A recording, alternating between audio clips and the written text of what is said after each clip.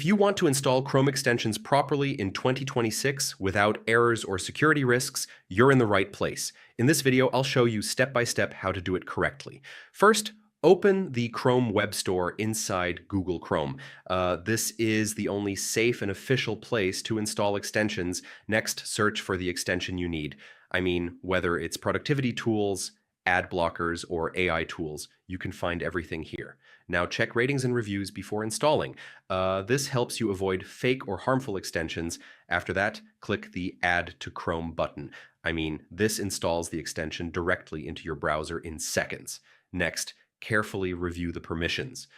Make sure the extension is not requesting unnecessary access to your data or browsing activity. Now pin the extension to your toolbar. I mean, this makes it easy to use whenever you need it.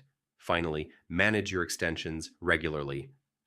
Disable or remove anything you don't use to keep Chrome fast and clean. So yeah, that's how you install Chrome extensions properly in 2026.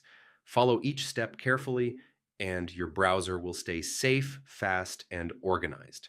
And if this helped, don't forget to check out more browser tutorials for fast and easy guides. Hey everyone!